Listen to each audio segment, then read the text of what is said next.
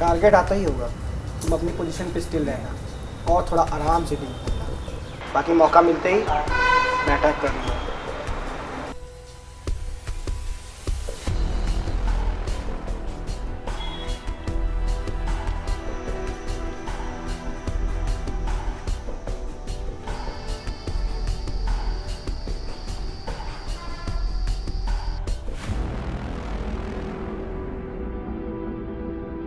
Actually sir मेरा liquor का business है और मैं इसे ऑल ओवर इंडिया में सप्लाई करता हूँ। मैं इसे इंडिया के बाहर भी सप्लाई करना चाहता हूँ।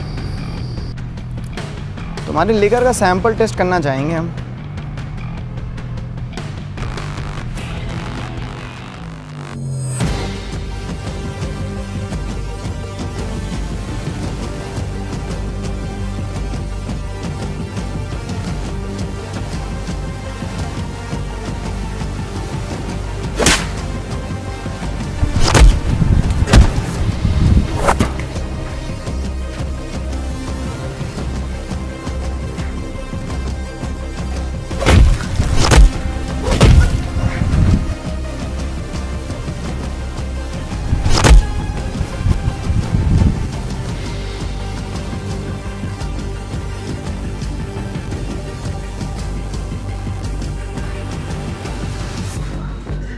मैंने तुमसे कहा था ना उसको आराम से डील करना था। अरे ठीक है भाई।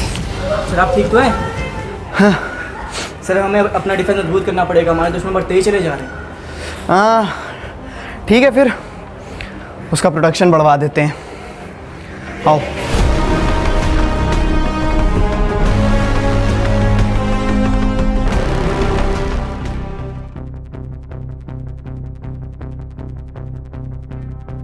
वो कंसाइनमेंट तुम्हारी जान से ज़्यादा इम्पोर्टेंट है, ये बात तुम ध्यान रखना। उस पर खरोच तक भी नहीं पड़नी चाहिए।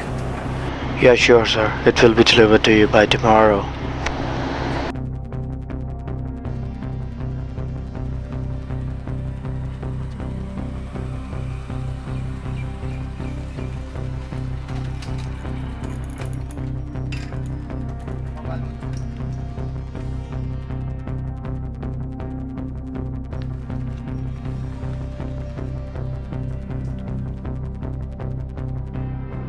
कोड 226021।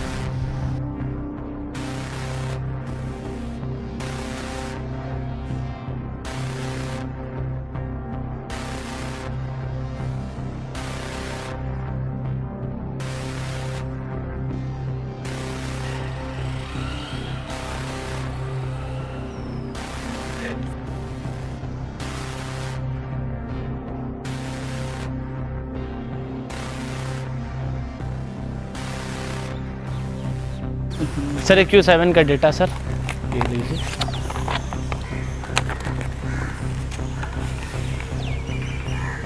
ये क्या, बस इतना ही बन पाया है?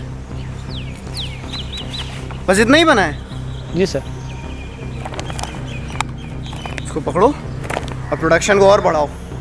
इतने से कुछ होने नहीं वाला है, बढ़ाओ इसको। यार Q7 इतना बना है तो इतनी लाशें बिछी हैं, अगर और बनाएंगे तो कितनी लाशें बिछानी पड़ जाएंगी।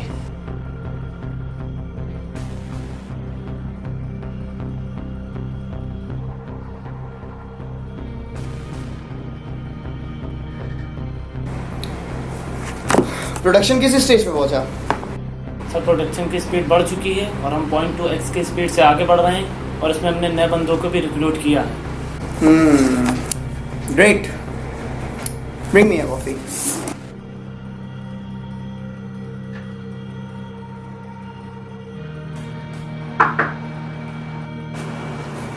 Come in.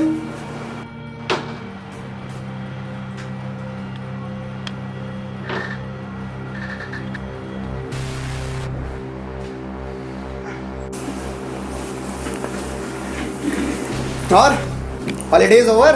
हाँ भाई। और घर में कैसे हैं सब? सब फर्स्ट क्लास। और काम कैसे चल रहा है?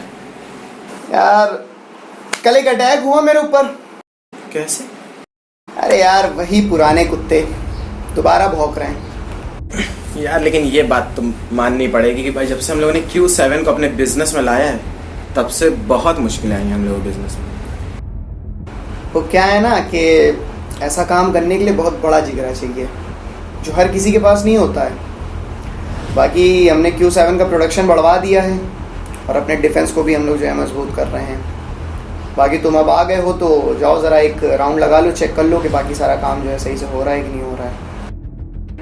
ठीक है, देख ले रहा हूँ।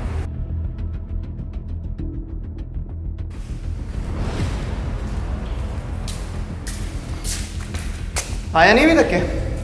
आता ही होगा सर।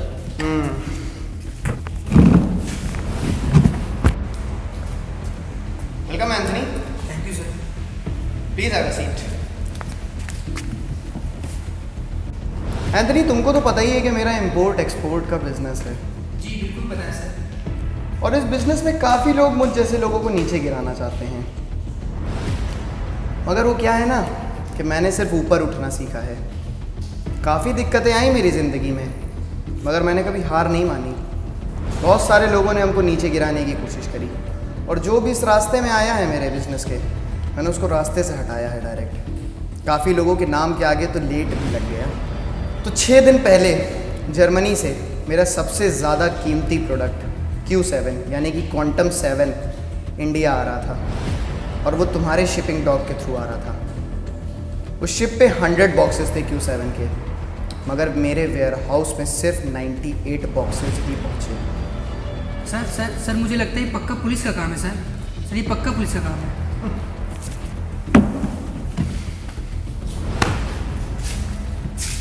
तुमको पता है फैजान, जब तुमको सच पता हो तो झूठ सुनने का एक अलग ही मजा होता है, क्यों? सर प्लीज़ मुझे माफ़ कर दीजिए सर एक चांस दे दीजिए सर अगली बार से नहीं होगा सर मैं आपके आगे हाथ जोड़ता हूँ सर प्लीज़ माफ़ कर दीजिए।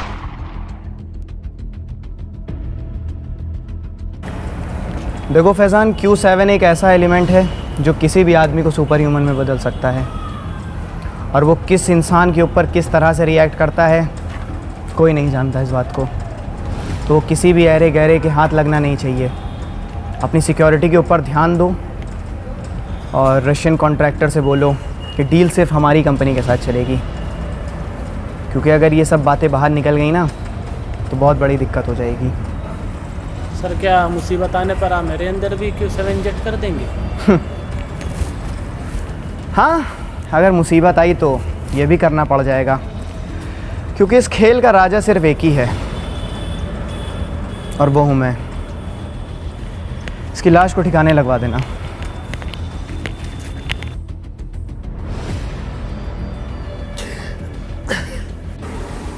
अरे भाई तुम ठीक तो हो ना? तुमने मेरे अंदर ऐसा क्या इंजेक्ट किया जो मैं इतनी जल्दी ठीक हो गया? अरे भाई कुछ नहीं, बस वो दराज में Q7 की कुछ बोतल पड़ी हुई थी और उसी में कुछ बूंदें पड़ी हुई थी। मैंने सोचा उससे तुम ठीक हो सकते हो, और तुम ठीक हो गए। देखो क्या? इसका मतलब मुझे एक बात समझ में आई कि Q7 ही Q7 को काट सकता है। अगर मैंने खूब सारा Q7 अपने अंदर इंजेक्ट कर लिया तो तुम्हें क्या? तो मैं रॉय को भी हरा सकता हूँ। लेकिन हम Q7 लाएंगे कहाँ से? उसकी फैक्ट्री से, जहाँ पे वो सिर्फ का प्रोडक्शन करता है। लेकिन वो तो बहुत रिस्की काम है, और हम वहाँ घुसेंगे कैसे? कोई दिक्कत नहीं है, वहीं किसी के अंदर के आदमी को अंदर भेजेंगे और उसे पैसा खिला देंगे, बाकी वो खुद करेगा।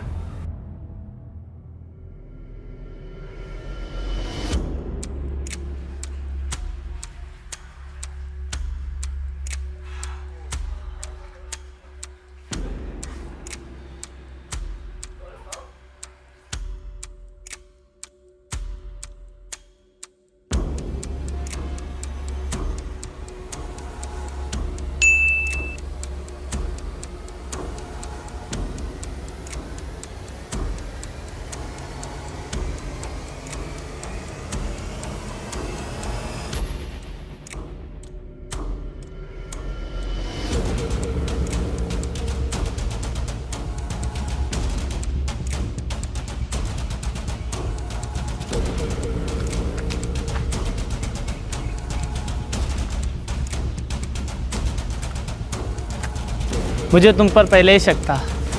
कहाँ है मेरा Q7?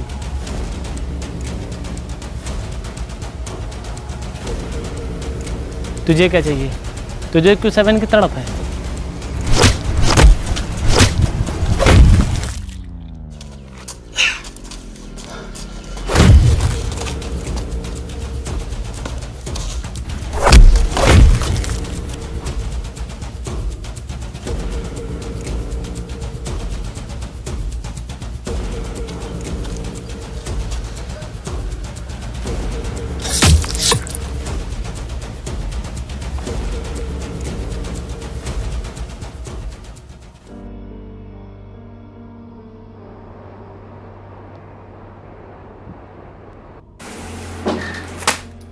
ये फैजान की पोस्टमार्टम रिपोर्ट है और इसमें साफ लिखा है कि ये किसी Q7 से इन्फेक्टेड बंदे से ही मारा गया। और भाई मैं तुमको एक बात बता दूं, ये किसी अंदर वाले का ही काम है। हमको ये समझ नहीं आ रहा है कि लोगों को मेरे इस बिजनेस से, इस काम से तकलीफ क्या है, और पता नहीं इस बिजनेस में और कितनी जाने जाएंगी। और फैजान की फैमिली की क्या हालत है?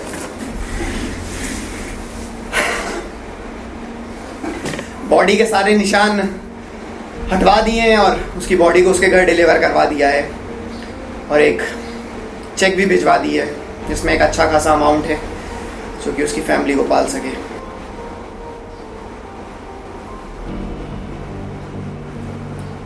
वो ये फैजान के फोन पे मैसेज देख।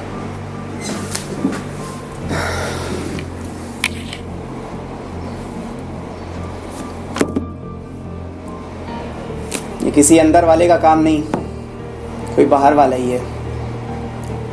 मगर Q7 बाहर कैसे गया, ये किसी अंदर वाले का ही काम है।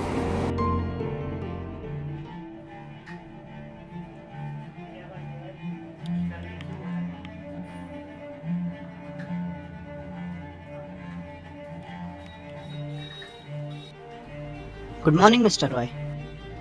सर ये हमारी फैक्ट्री में नया बंदा रिक्रूट हुआ है अभी, और पिछले 3 दिन से ये नाइट शिफ्ट कर रहा है।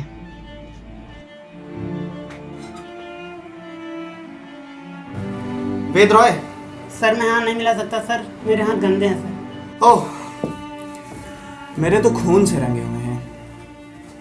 खैर, कल रात फैजान का मर्डर हुआ और उससे 2 रात पहले तक की तुम्हारी नाइट ड्यूटी थी, तो कितने पैसे मिले? तो कितने पैसे मिले हैं? कितने पैसे मिले? कितने पैसे मिले? कितने पैसे मिले हैं? कितने पैसे मिले? बोल, कितने पैसे मिले? मैंने कुछ पैसे मिले थे? बोल, कितने पैसे मिले थे तुझको? हैं? कितने पैसे मिले? तूने इसको अंदर किया था ना? बोल, कितने पैसे मिले थे?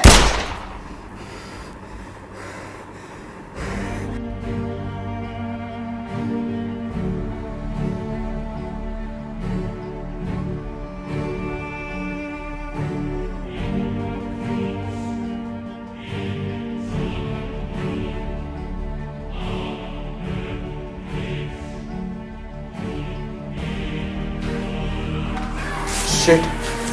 Ritik! Ritik!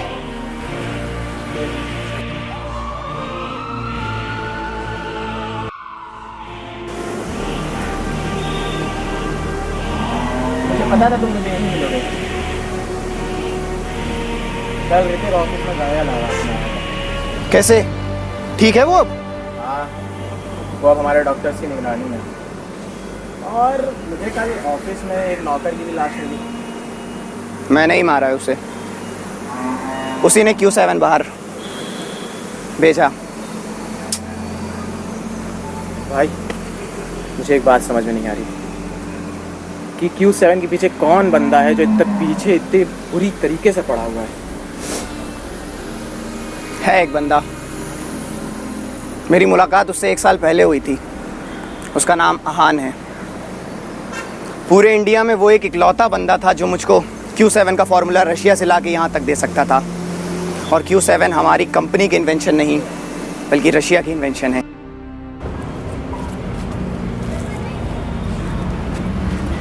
हाय, मेरा नाम वेद रॉय है। काफ़ी सुना था मैंने तुम्हारे बारे में। मेरे को मेनली तुमसे ये बात करनी है कि मैं जानता हूँ कि तुम्हारे रशियन से कॉन्टैक्ट्स हैं, और तुम ही एक बंदे हो पूरे ऑल ओवर इंडिया में जो मुझे Q7 ला के दे सकते हो। मैं एक बिज़नेसमैन हूँ, मैं उसका इंपोर्ट एक्सपोर्ट कराना चाहता हूँ ऑल ओवर इंडिया में और इंडिया के बाहर भी। तो मैं बस ये चाहता हूँ कि तुम मुझे किसी तरह से Q7 रशिया से यहाँ ला कर दो। रही बात तुम्हारे बदले में मैं तुमको क्या देने वाला हूँ, तो तुम जो भी कीमत कहोगे वो मैं तुमको दूँगा। बात कीमत की नहीं है, बात है ज़बान की। अगर ज़बान की वैल्यू है तो कीमत ना भी दो तो चलेगा। ठीक है, तुमको तुम्हारा जो भी तुम पैसा मांगते हो मिल जाएगा। रशियन के साइंटिस्ट ने उस Q7 को इन्वेंट किया था और वो लोग चाहते थे कि रशियन आर्मी दुनिया की सबसे ज़्यादा पावरफुल आर्मी बने। मगर किसी तरह मुझे आहान का पता मिला और आहान से मुझे पता चला कि वो Q7 इंडिया में इंपोर्ट करा सकता है। तो फिर क्या था, मैंने उसको उसका कीमत की लालच दी और वो मान गया, जैसे हर कोई मान जाता है।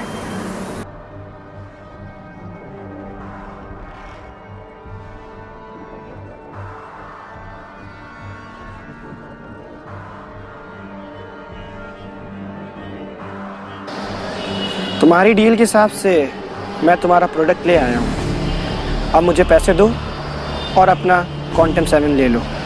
जितनी तुम्हारी सर्विस फास्ट है उतना तुम भी फास्ट हो, मगर वो क्या है ना कि पैसा देने में मैं उतना ज़्यादा फास्ट नहीं हूँ।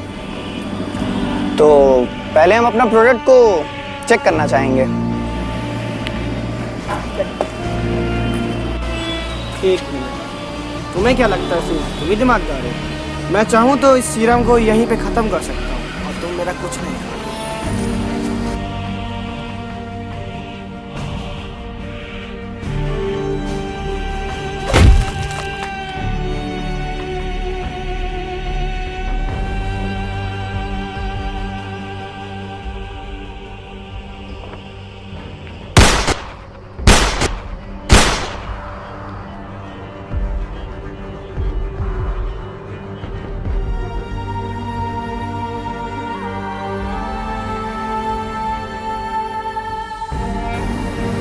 फिर उसने मुझको Q7 ला के दिया।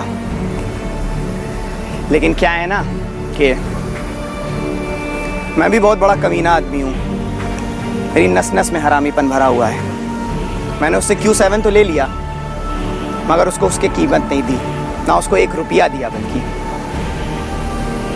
और मैंने उसको वहीं पे गोली मारी थी, मगर मुझे शक था उसके ऊपर कि ये साला जिंदा बच जाएगा, क्योंकि अगर कोई बंदा रशिया से इतनी कीमती चीज़ इंपोर्ट करा सकता है तो पूरी तैयारी के साथ मेरे पास आया था। और वैसा हुआ भी, वो जिंदा बच गया।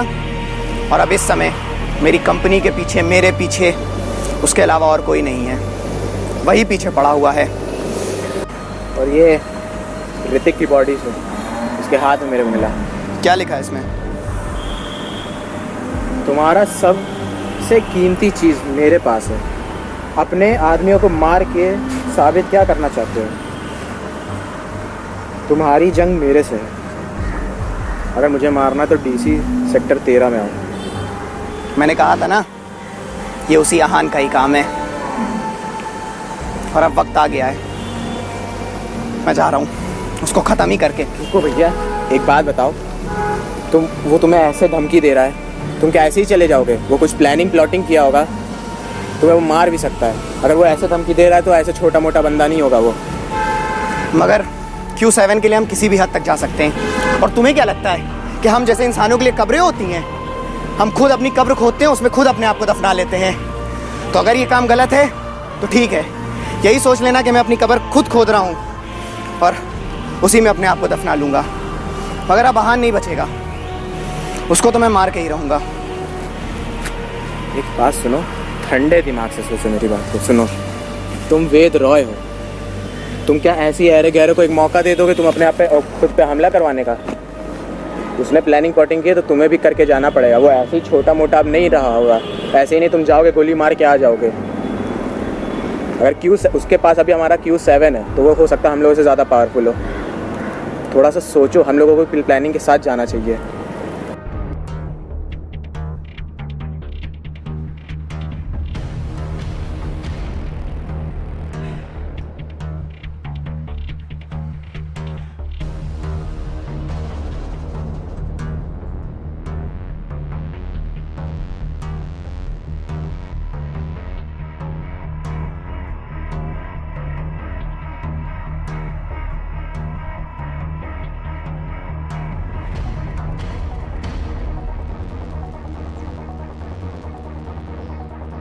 तुम्हें भी अंदाज़ा नहीं है कि Q7 का कितना गलत असर होता है? तुम्हारी सोच अभी भी गलती है पहले की तरह। इंसानियत मर रही है, इंसानियत कमज़ोर हो रही है और इसको बचाने का सिर्फ एक ही ज़रिया है, वो है क्वांटम 7।